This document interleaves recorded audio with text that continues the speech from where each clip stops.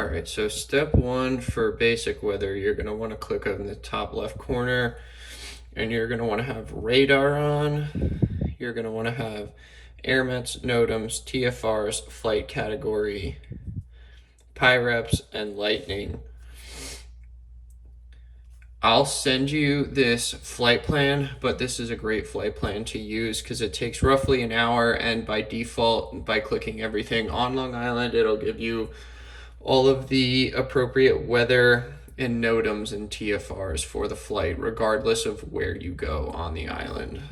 So once you have that loaded up, you're going to need to actually set the real time that you're going to fly. So let's say we're going to take off. Let's say we'll do this flight in an hour. So we'll go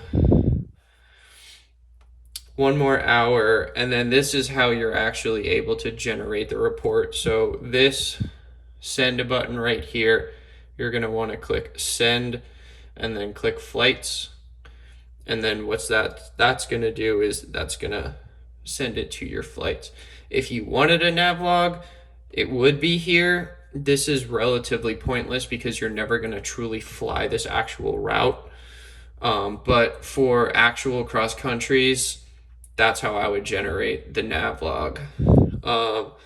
Additionally, what you're going to want to do is back to the map page, this suitcase with the red exclamation point, you're going to want to click that and you're going to pack. This is what you really need because this is going to save all this information offline, so it's available to you in flight. For a local flight, it's pretty pointless, but for a actual cross country, it's extremely useful to have.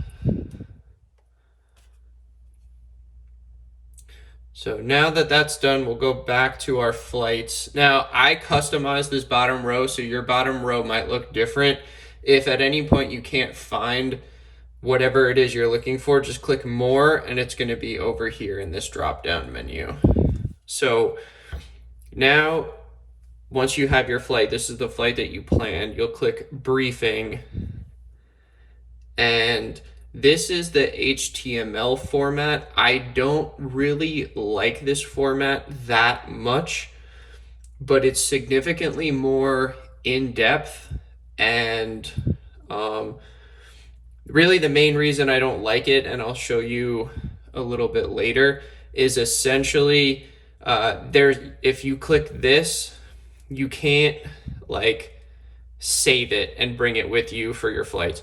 So it's going to run you through all the TFRs and then start to give you kind of a weather briefing. But see, this is why I set this flight plan the way that I did, because now it's gonna force Foreflight to give me every single thing for the entire island. So this is just going through PIREPs, then cloud coverage. It's honestly pretty self-explanatory. Everything is is labeled pretty well.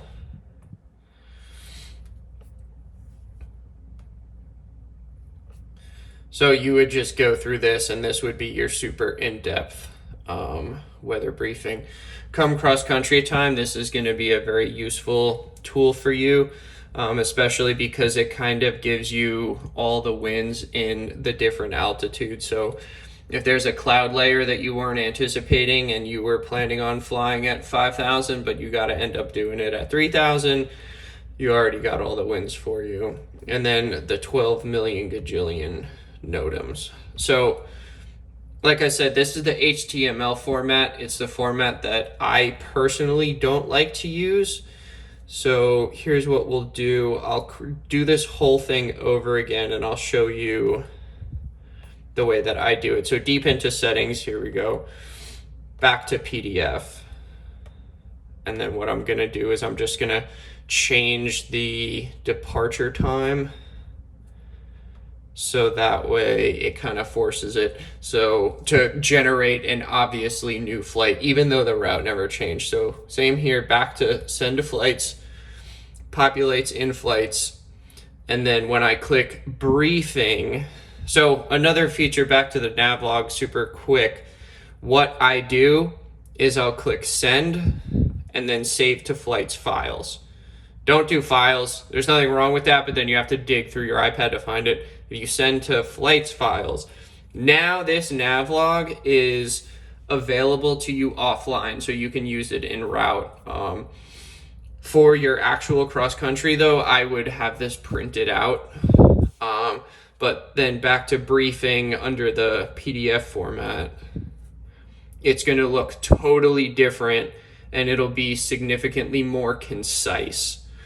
So it gives you the winds, it gives you significant weather. Obviously today at the time of filming this, it's beautiful on Long Island.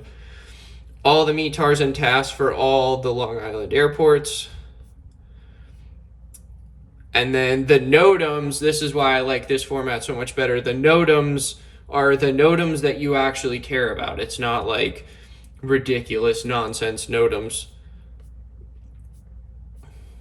And then that's pretty much it. And then same thing at the end, I would go save to flights files. And now this is available to me offline while I'm in flight.